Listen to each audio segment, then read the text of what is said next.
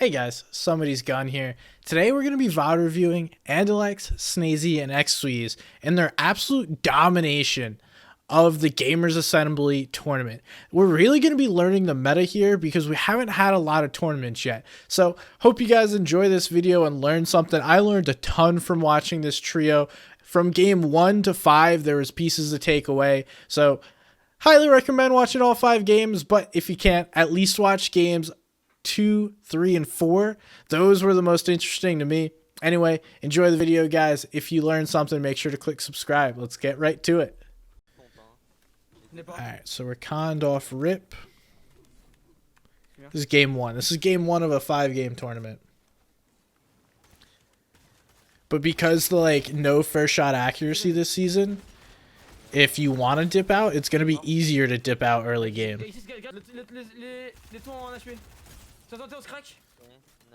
J'ai 6 milli, by the way. Ah ouais, moi je suis ok. J'ai un bidon. J'ai un arc enflammé aussi. Ils sont à la porte. Je pense qu'ils ont pas grand chose en shield. Ah ouais, ils ont pas vraiment. And now they're simply just box fighting. Like they're just prepping this for a box fight. And one cool thing, we see this right here. We see Xsweeze, Snayzy, and Andilex. They're all crouching. They're not giving any audio comms to any of their opponents.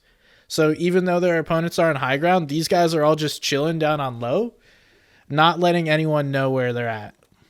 Ok, je suis derrière un mec là. Je suis derrière le mec gold. Ouais, je vois. C'est tous gold, non? 90 blancs. Nice, je monte, tu l'es? Ah, j'ai la hauteur.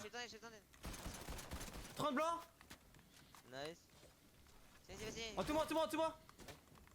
Ok, je vais sur le mec. 22 blancs. This fight's basically over now. 60 white, you have height, 2 builds. C'est moi? Je vais tomber. Mort, let's go. GG's. C'est moi, j'ai une team. And another team comes up. For no mats, they're doing such a good job of not, taking an unnecessary fight. Oh my goodness. J'ai le corps. Oh, je suis trop fort. Venez, y'a tout, y'a full shield. J'arrive. Faut les mats, donnez mats. Tiens frérot, je suis à 1005, tenez. Nice, splitting the mats quick. Oh, dude, that guy just threw so hard. Dog shit player, bro. So basically, they walk all the way up here for free. Vas-y, quand tu veux. On va tuer. Monte. Fais gaffe à droite, Xsweeze. On est zoné, go rester là, non? What? Alright, we're gonna play edge. Poison. I think they probably could get further, but I think they're waiting for the right time. They don't want to go and spend more mats.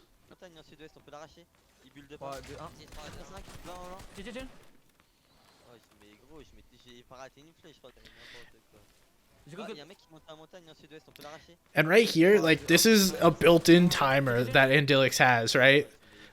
Good players just have that timer in their head.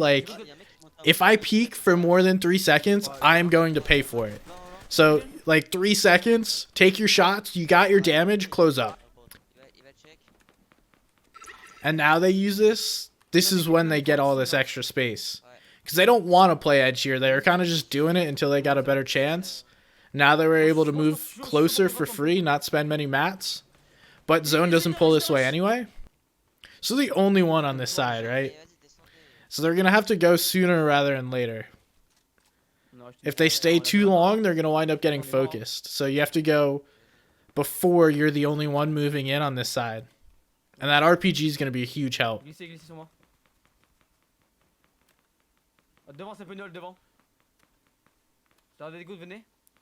Such a nice rotate here. And instead of getting greedy and going for a high ground position that's not even going to be in zone, just give up some of the height position. And then now they're going to be on a higher position anyway. And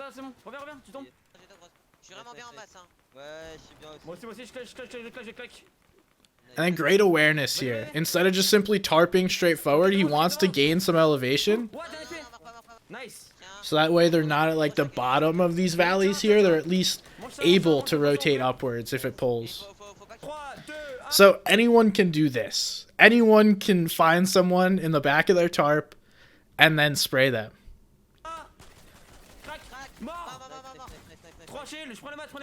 But instead of putting himself in a position where he only has one floor in between him and the opponents, he puts this box out here.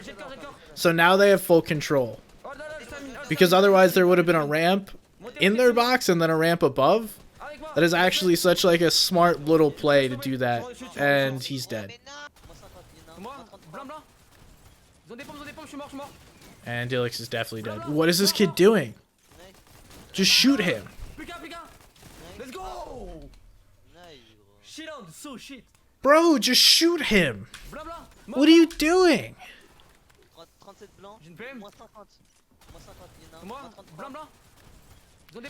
Like, if either of these guys just start shooting him, he's dead. Instead, they waffle around and then basically die to one player. Oh, they did.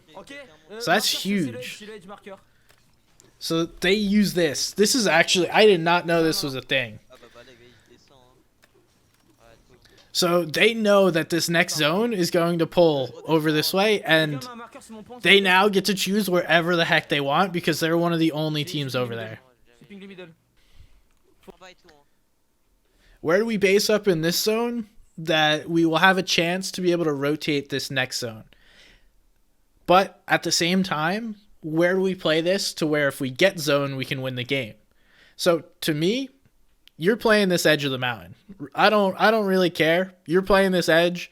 If I don't get zone, I'm probably not winning that game anyway. If I get zone, I have a very good shot to win the game. That's not really minimizing risk, but I'm a big fan of fourth zone. Take a position to go win the game. See, now they're in a position, if they get fifth zone, they can play height.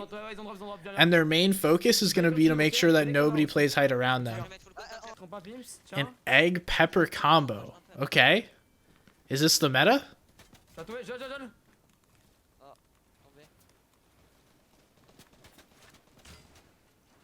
Oh, you don't take fall damage. That's actually so smart. This is 200 IQ play right here. They could just ramp straight up. And it doesn't matter what happens because they're not taking fall damage. Now you go back, reconnect. You're not beating that. Like, tell me how, one, you can't outbuild someone that's on a pepper.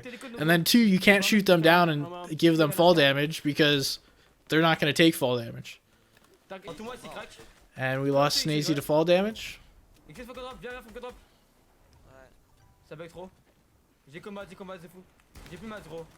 And now, because they're not a full trio, I don't think they want to hold height.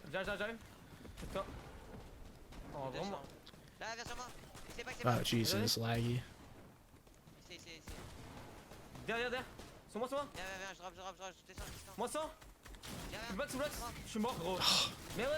Damn. What went from being so good to so bad so quick? Okay. An opportunity to either jump on that team. Ah, wrong time. They thought they had a sec.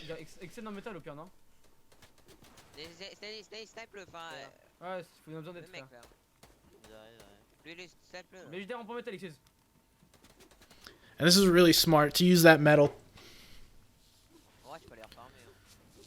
So you just throw that metal, let it build, and if they want to continue to play that game of shooting it out, that's fine. If not, then you guys are easily able to take height over them. That's scary. And I love these pepper rotates in like third, fourth zone. I think that's where you maximize it if you're not going to be able to save them. But I think even still, like third, fourth zone is going to consistently be the best place to be able to use peppers. Once again, looking to play a high position.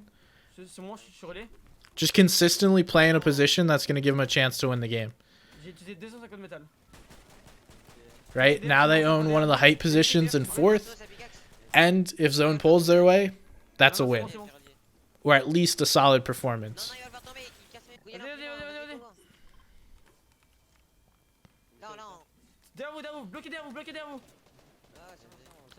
Now they're going to follow that team. Nice easy little rotate here. Montez, y'a personne sur la hauteur.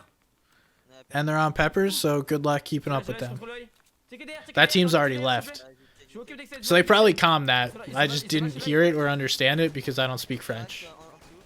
And then building out this metal early.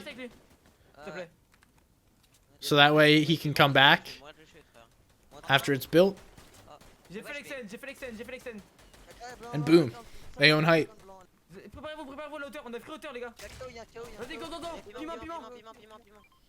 Oh my god, these peppers are insane. And they're just gonna go take height again. They were already griefing opposite height, so Oppo height doesn't have a chance. And now it's theirs. Oppo height was healing, dealing with getting sprayed at. So then as soon as zone pulled the opposite way, they're already on height because of these peppers. Such effective use of them too. Like no hesitation, just pep, take high ground. And then they're just vibing. Now you just spray kids down, let this game end, and it's an easy win. And he trusts his teammates. Teammates are on the backside, and it's really important to play a split tarp on high ground in this meta because you can quickly lose it if someone sneaks up behind you or if someone sneaks up on the front side of zone. So you need to cover the entire zone with high ground. Base. But that's what happens with effective high ground pressure. You turn the zone because as zones, like from zone 1 to zone 9, right? They get smaller and smaller. A good high ground team also makes zone go smaller and smaller, like vertically. 2v2 at worst. Oh, that's huge. See, now he runs away. He doesn't want to give Siphon away. He does eventually, but he gets the kill for that right away. And Xsweeze, the flopper is all he needs. But if he went down to the other player, that could have been really bad. Starts off well though, because this could have gone really bad. If he ego challenges this guy, like this guy has a pump, and we learn later that that's going to be a blue makeshift shotgun.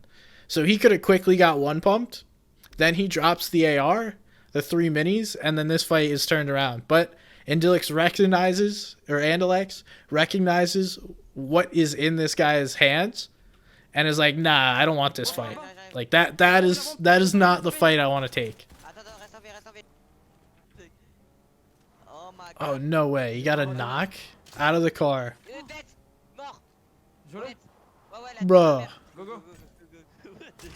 Immediately get the knock and they're like, go, let's go.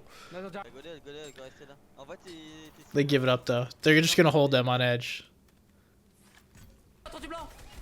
This pressure they put on as they're falling. So they continuously are making these players stop their heals or stop their movement because they're putting pressure on walls, and these players are then going to need to rebuild those walls.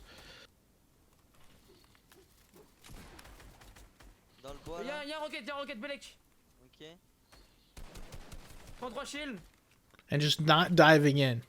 You know that they're weak, but don't full commit to it until you have that information that is going to win you a fight.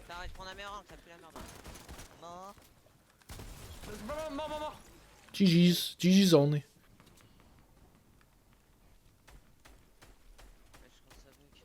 Nice. And you don't get fifth zone. So they're probably going to pepper this. Based on what I've seen, I know they have at least 8 peppers. They're going to pepper this. They're letting some builds get in the way so they can rotate on top of them. They don't want to go to ulti low. They just want to stay on top of people.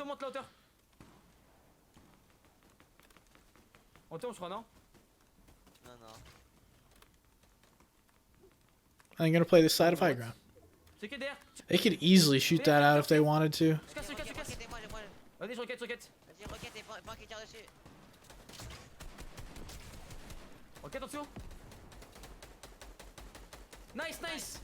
Nice, they're vibing now.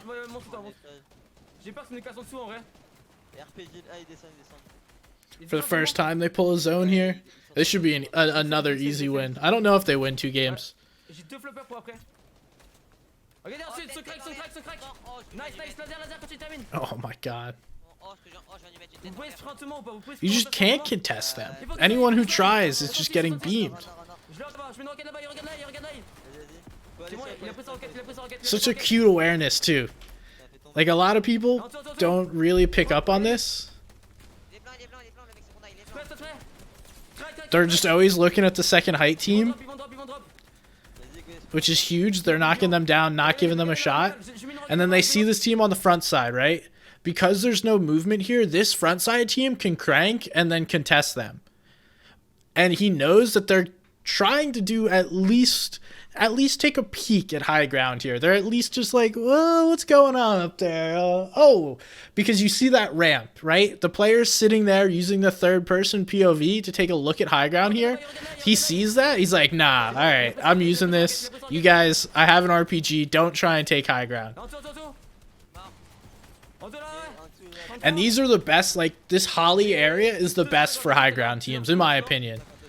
Because you can get a ton of elims, and you can hold height because there's no, like, elevation changes. Like, the elims are coming from players, not to the storm. And if you have the AR ammo, like, there's just so many elims that you're picking up. Xsweeze wanted to end the game himself. Ugh.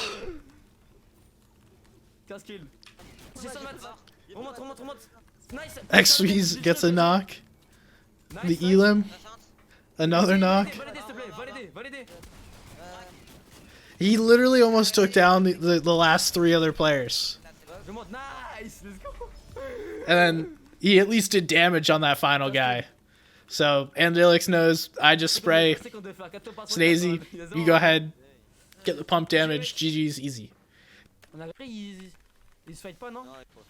And it looks like that other team finally said, I'm not landing here anymore.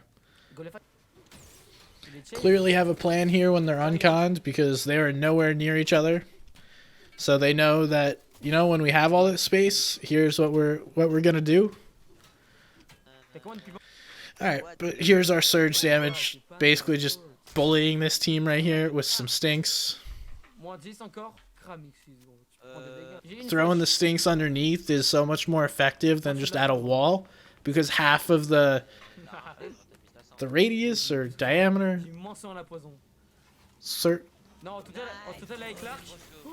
I don't know. I'm not a geography or geology. Jesus, I'm struggling. None of those words I just said make sense. Geometry. Now they finally have to move. After we've sat here doing nothing for a while. They must know they've already won the tournament too. The grief bows. Oh, he's doing so much damage with that.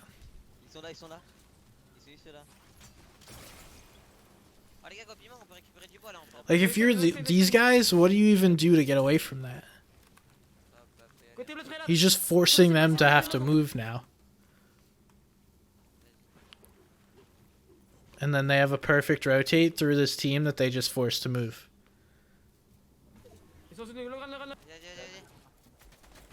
Man, that's so important. So he's creating a tarp that his teammates can actually follow, right? A lot of people I don't feel like actually do that. They just tarp for themselves and then their teammates are stuck to do whatever else they want. As scuffed as that was, his teammates actually had a path to follow. And then now he's just full tarping here. So, like, this is where it all goes wrong, right? We talked about earlier how they had these nice clean tunnels in Endgame that his teammates could follow. Now, he honestly has enough mats to tunnel here, but he just decides not to and goes through it, and then his teammates get caught out. Because I'm pretty sure Andilex has all of the mats here. But, you know, sometimes it's going to be better to play as a solo.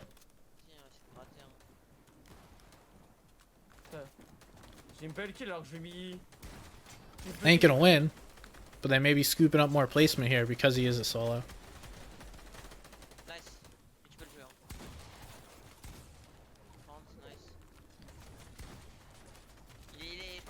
Ouais, il est mort, nice. T'as pas pris les maths. C'est bon, t'as 100 de maths.